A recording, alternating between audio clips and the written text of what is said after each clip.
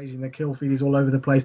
It's really difficult as a caster to keep up with it, but we'll see what happens right now. As you probably know, everybody in the stream right now, if you don't, we will explain. We are actually going to be jumping on board with the attacking team, which is going to be Curse for this first round, and we jump on board with them unless there is a clutch situation in which we will go on board with that person. Hopefully Bloods is going to actually spawn in straight away. If not, we'll have to start this game again. We'll see what's going on in a second. There we go, he spawned in. So let's jump on board with Apathy right now as they've made this B push, as I was saying. You know, a quick thing that they want to be doing, as we don't see too many people going towards there. Wheats actually takes out Apathy. We've got a 3-on-3 situation. Complex managing to pick up a kill. Let's jump on board with him. So he's going to be doing, he's going to be throwing that grenade. Is he going to connect with him? No, he doesn't. Unfortunately, wasted that grenade. You see somebody by Catwalk area, he just get taken out by Gucci, going big 2-on-2 situation. Mutation is a lot, and Bomb is down. This is difficult now. It is a 1-on-2 situation. Fatalized, the last alive with just this MA. Yeah, and I mean, the problem with Fatalize is he wasn't doing good those first two maps, so maybe he can step up. He gets one there. That's a really important kill. Now it's 1-on-1 with Gucci, and he just can't win that gunfight against Gucci, unfortunately. It was close. This is the thing with this MA. Sometimes you get 1 burst kills, or sometimes you get about 5 burst kills. Well, that's what it's like for me with my terrible UK internet anyway. But Gucci going big there with that jump shot, managing to connect every single bullet, basically. And it's going to go 1-0 in favour of FaZe, which is good for them to start that game. Let's jump on board with a member of FaZe. Let's jump on board with Gucci, actually, as he managed to finish out that last round. And it looks like they're going to be making this B push again. It'll be interesting to see how many times they start making this B push, whether they will start going slowly towards A. But it looks like Gucci's going to start rotating towards this middle map area right now. He may meet somebody any second. Have a look at the mini-map and see where everybody's set up. Mutation goes down for Curse. Shots are coming in. He's going to see somebody in this middle ticket booth. He does manage to get him complex, and they've made this. They've made that plant really quickly. And do you think that's an important thing when you're starting to go for that B push? Do you think the quicker you get the bomb down, the better? Yeah, I think with the way the spawns work, I think you can get, if you get that really quick push, it doesn't give the defending team enough time to set up and get ready for those cutoffs. If you're going for the A bomb site, then you generally want to take your time a little bit more. But as you see, and unfortunately Apathy gets taken out at the last second, and unfortunately Curse was put in that quick 4v1, I believe, situation, or the 3v1, and that's hard to come back from. Yeah, definitely. We have seen it before on Rival Caster. I don't count anything out, but this FaZe squad are just looking too good right now. They are going off, taking a 2-0 lead. We have seen a comeback where a team's been like 4-0 up and then lost before on Rival Caster before, but we'll see what happens. Let's stay on board with Mutation, see if he can do any work this round. Again, another strong B push from the team. They're going to be trying to get this bomb down, I believe, straight away. They're going to be trying to plant it straight away. Let's have a look, flick through who's got the bomb. Actually, FaZe Wheats goes down by Apathy there. Nice kill from him. The bomb is going to be going down now. Apathy managing to plant it. Heist picking up a sniper kill there on Complex. 3-on-3 situation, and we've got 40 seconds left before this bomb explodes, and it looks like FaZe are going to have to really get tactical now on how they're going to attack this. What would you be doing if you were in FaZe's situation right now to make sure you get this attack going on this B bomb site? A fun FaZe, you have to be watching that. See how Mutation's pulling in the hallway here, and unfortunately no one's watching that side. You need to be watching that middle and that side hallway, and unfortunately now you have a 2-on-2 situation here. Make that now 1-on-1, I believe. Yep, we're back to a 1-on-1. And Gucci stays alive, and now he's going to get the defuse. Yeah, Gucci's actually going big on a 5 kill streak. He's going to get those streaks from this. Oh, he's really close, I think. Yeah, he's not far away at all. He managed to get that defuse. Gucci going big in all these games so far. Obviously, that former Hex P member, but he did leave or get dropped, I believe, and he's joined FaZe very quickly, and he's obviously putting in some work for them. I think that's a really good pickup for FaZe. I've always liked Gucci as a player, so it's great to see him, getting some work in, and obviously, I'm going to be really excited to see how FaZe, go in these, I'm sure they're going to Anaheim and stuff, so we'll see how they do. Let's jump on board with Gucci as well, because I want to see if he's going to be able to get any score streaks. And it seems like pretty much everybody's rocking SMGs at the second. I'm going to have a flick through everybody, and it looks like, yeah, everybody's got that Cap 40 out. Obviously, we see that going a lot, but pretty much everybody kind of running submachine guns. Fatalize managing to take out Bloods. Then we've got a 3-on-3 situation. Still on board with Gucci's. He's got this bomb as well, and I think maybe if he gets it down, he's going to be able to pick up that Hellstorm missile. We'll see. He does he get taken out? No, lots of hit markers, though. Lots of hit markers, but nothing there. Yeah, we've got 1 minute, 3 seconds left on the clock. He's going to be rotating to A. I think this is a clever move for him, actually. I think, but his team need to start doing some work, though. He is actually the last alive. He's got 3 against him. This is going to be difficult for Gucci, but you know what? I actually think he could potentially do it. Yeah, you know what? He made a really good he made a really quick move over to the A bomb site, and he used those middle tracks. Unfortunately, he gets taken out. It's tough when you're in a 3v1 situation, but it was a really good move of his to rotate over to that A bomb site and get it down before they could spot him. Yeah, there wasn't that much time left on the clock, I believe. So he managed to get that bomb down and completely, kind of bamboozle them. I know there's a term that Benson, another fellow UK caster, like to use, bamboozle them, which he did do, but unfortunately does get taken out. He got a lot of hit markers on that player who killed him over in this bottom catwalk area, sorry. But yeah, he does get taken out from the side there by Complex, and the score is now 3-1, still in favour of FaZe. They are going big at the minute. Who do you want to jump on board with from the Curse lineup? Oh, let's go with my man Apathy. Let's see if Apathy can get anything going for his team. Awesome. They're still making this B bomb push. And why do you think they keep making this B bomb push? As I say, we usually see a lot of people start to go slow on A, but it's just going crazy at the second with all these B bomb pushes. I think that A bomb site, it's like you said, you need that slow push, and I think it's a little too open for most of these teams. Based on where the attacking team spawns, it's usually quicker to get to that B bomb site and get that quick plant. Most teams think we're gonna hold off and get that last second plant, but with the B one, it's been shown in lots of lands that quick B plant is usually the effective way to go. Yeah, I agree. We're actually going to see some hit markers going down from middle area, though. Bloods gets taken out, Weeks gets taken out as well. Heish is the last alive, so let's jump on board with him. He's using that sniper rifle. Difficult situation for him. He's got a 1-on-3 situation. Cap 40 coming out as well. Really strong gun. He takes out the bomb plant right now, but he does get taken out by Fatalize. Fatalize managing to pick up that kill there, and Curse maybe on the verge of a comeback right now. They've picked up 2 rounds in a row, and they're starting to go big. We'll have a look at the scoreboard maybe at the start of the second round. There we go, Fatalize managing to pick up the final kill in round 5 right now. Score currently 3-2, still in favour of FaZe, and they are, as you can see at the bottom of your screen, ladies and gentlemen, 2-0 up in this best of 7 series. Let's see what's going on with FaZe. Who do you want to jump on board with from them? The FaZe squad. Let's go to Gucci. He made some good plays in CTF, and let's see if he can step it up in S&D as well.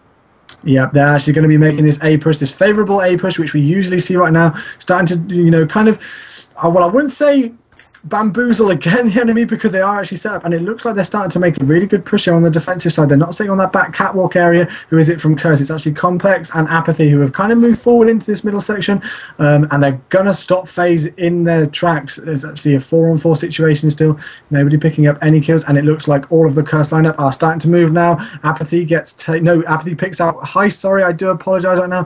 Gucci going to be able to go in this middle area. I'm not sure if he's going to get a kill in the second. Yeah, I think he mistook that trophy system for a player right then. I'm not sure if you saw that.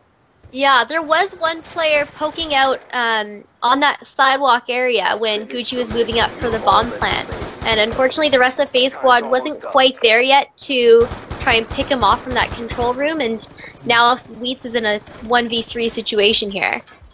Yeah, I'm pretty sure he hasn't got this round. He's got to get 3 kills in 18 seconds. He's got a lot of hit markers that he's going to be picking up there, but unfortunately I don't think he's going to be able to get any kills. I think he should have just stayed alive there. He actually did die. I'm not sure how much of a kill streak he was on, but probably would have been the best decision, maybe, just to make sure that nobody else got any more score streaks to stay alive.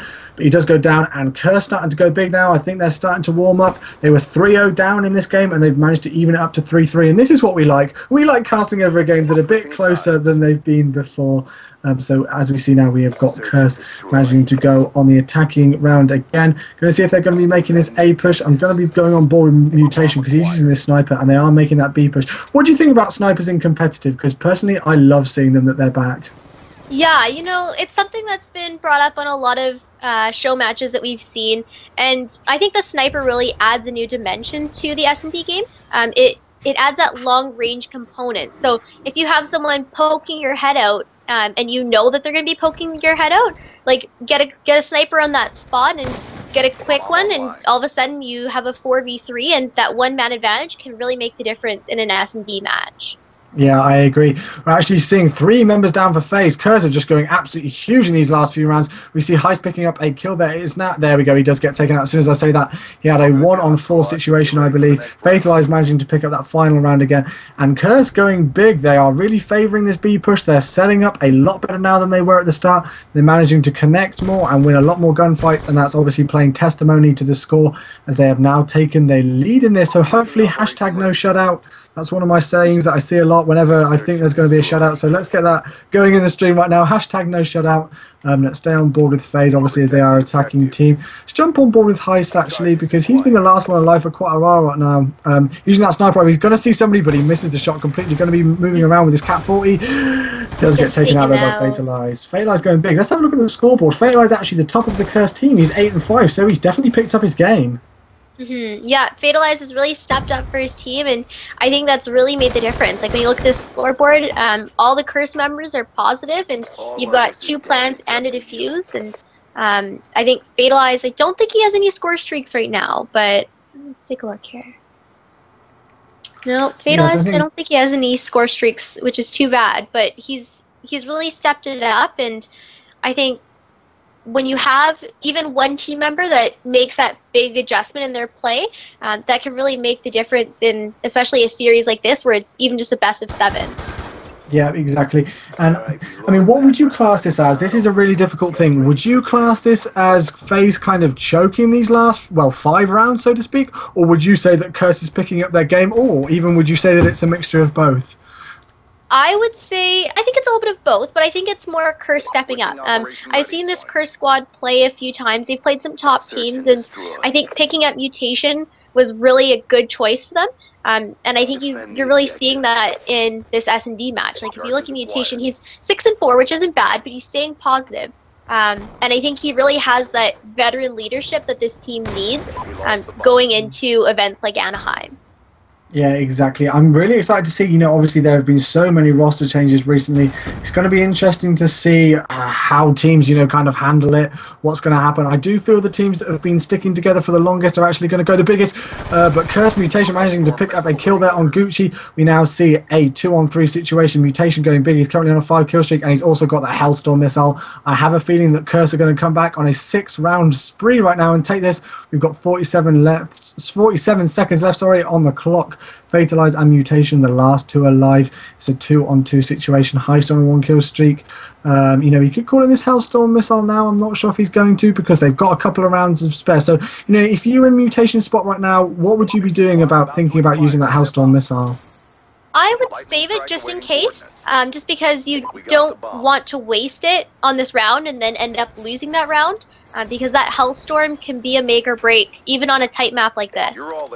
Yeah, and you know, as I say, yeah, they do have, you know, they do have some time to spare. They've got 2 rounds in hand at the second. Basically, we've got 8 seconds left on the clock. Fatalize, I'm not sure if he's going to go for the planter here. No, he's not going to. He's just going to stay alive. Yeah, he's got a little bit of a streak, not much. I think he had 1 kill in that round, but I mean, you're better off to stay alive and keep that momentum going a bit for your team going into that next round. Like, it's not worth it to feed those score streaks for that other team. Yeah, I think Heist is also on a 2-kill streak, so obviously if he, you know, got killed by Heist there, that would obviously up his chances of getting a score streak. As we see the score now go 5-4. Mutation actually got a lightning strike and a Hellstorm missile. We didn't pick up on that. But let's jump on board with Bloods. I don't think we've actually seen him for the whole of this game so far. He's currently going to be standing there, switching his class up, going to be using his foul. They have gone for the A push, something that Curse did not predict, as we actually see who's actually is Fatalize, who's going to be on this, starting to move towards this back catwalk flank area. Obviously somebody from FaZe going to be watching it and they'll know what's going on, and they're making this kind of slow area. Lightning strike coming inbound though. Gucci goes down, 4-on-3 situation. Apathy picking up that kill. Jump on board with Apathy, actually see what he's doing, using this MMS site on the foul. Now I personally love this site. I actually enjoy using it a lot more than the reflex site, even, you know, without its powers of seeing through walls. Do you like this MMS site, or do you not favor it so much? I personally don't use it. For me, I find it a bit distracting when I'm playing, but I like having it on a team is fantastic, because if you have that one player who's kind of in a scout role, for lack of a better word, they can really, if they push up a bit, they can use that MMS to peek around some of those corners. Unfortunately, he does get taken out, but I still think that MMS to have on a team especially in that bottom area by A, in that locker area, allows you to peek, and even on an AR where it may not be the best fit, and it may be too long range of a weapon to use in there, it's still definitely an asset. Yeah, exactly. And there we go. We see Fatalize again picking up the final kill cam. He actually went big in that game. We'll have a look at the scoreboard at the second, see who went the biggest for that team. I do believe he was the top. Maybe that will change in a second. We'll have a look. But Curse managing to take that round 6-4. They went huge. 3 rounds down, and then they managed to get 5 in a row, going absolutely massive. There we go. Fatalize going 9-5 with 1 defuse as well. Apathy also playing well. Everybody going positive.